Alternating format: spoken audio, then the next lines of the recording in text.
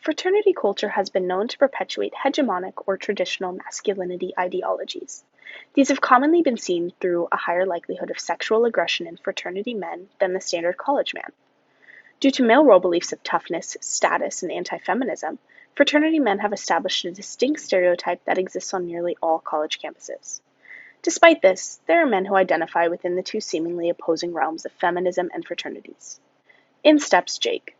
Jake works within the Women's Center through the Men's Project, yet also participates in a fraternity on campus.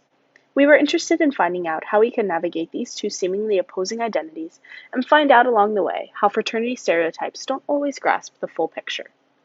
My name is Jake, and I am a facilitator for the Men's Project, and I work at the Women's Center. I am in a fraternity, and I'm a sophomore.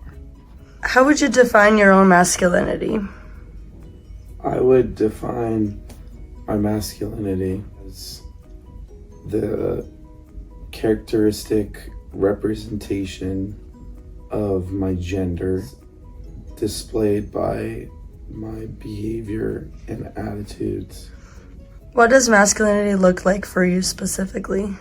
Well, I think confidence in it is important, and just embracing who you are through your gender. And part of that is loving the biology, like the aspect of loving your body. Obviously, there are individuals who don't necessarily have bodily anatomy that corresponds with the masculine identity. But for those that do, I think part of it is being comfortable and loving that. How is the concept of traditional masculinity harmful to society? I think historically there have been a lot of maladapted implications of masculinity, whether it was through colonizing and oppressing, wealth gap kind of like situation where you're proving you're a man through how much power you have. And then also like the whole aspect of, demasculinizing black men during their time in enslavement. This whole patriarchal biases that have been thrown right into our institutionalized system in America and also in other places, and that came a lot through the gender inequalities.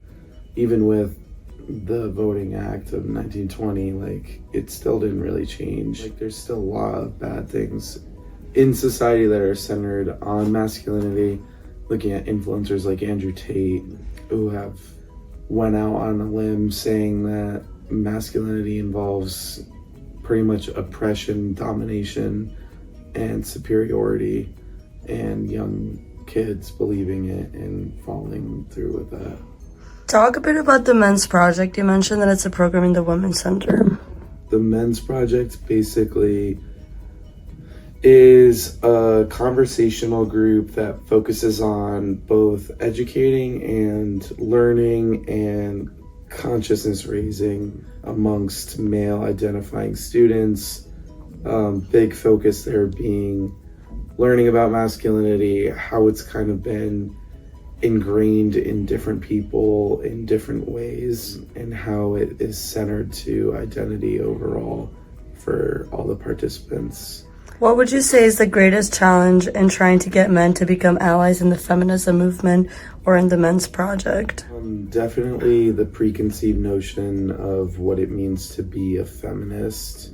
A lot of men don't understand that being a feminist doesn't actually take away from your masculinity. If anything, it actually bolsters it, because true feminism works to gender equality, and part of gender equality means society breaking free of these norms that have been institutionalized and ingrained in all of us. And that would be really liberating, not just for women, but also for men, as we kind of search for our identities and who we are and what masculinity or femininity means to each of us. It would be a lot better to define it without having these standards put in place. What does feminism mean to you? Feminism to me is, being an ally towards women and understanding what feminism is about, being gender equality, and not really like this whole idea of feminine superiority, which a lot of people confuse.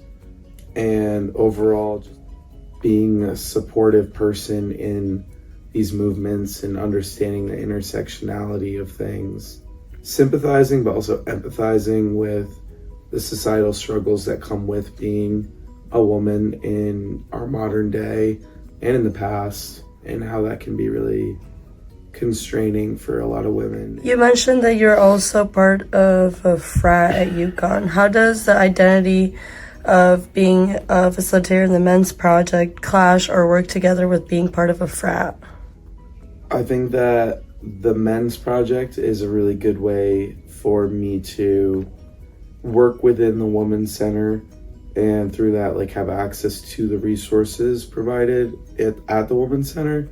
And a lot of that's education and how to kind of work with women in order to further, gender equality and better understand masculinity, femininity, and all the different things that need to be changed. In the men's project specifically, I have a little bit more of insider approach with other men because it's a group made of all male identifying students.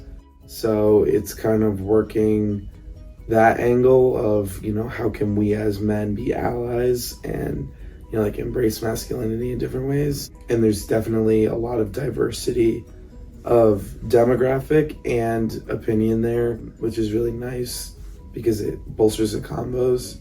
But within my fraternity, it's more so like a less diverse kind of approach to it, but it doesn't clash. There are definitely other fraternities on campus that treat these issues not necessarily well at all, but in my fraternity we address this stuff head on. We contribute to like the overall goal of the Women's Center and furthering feminism and gender equality. We go down to Sacred Heart every year and we do an oath swearing to never partake in rape, sexual assault, domestic violence, and just like educating ourselves too on that like these things exist and that they still are relevant to all of us, because that's the only way that anything's going to really change. Okay, last question. How can men be allies in the feminism movement? Men can be allies by first and foremost educating themselves and educating others, understanding what feminism means and why it's important and why it's relevant. Going off of that, being an ally through support and awareness, making these things kind of more well known and more well supported. And honestly, just like any other type of allyship, finding your unique way which you could contribute, whether that means going to more female sports games if that's something that's more up your alley, or maybe it means supporting more women in STEM initiatives like we have here. Like all these different types of ways in which you can kind of find your identity through the activism that you do. That's really what's most important, because that's really where the bridges get built, and that's how we kind of really start to empathize with other people and learn beyond our current understandings. Thank you so much.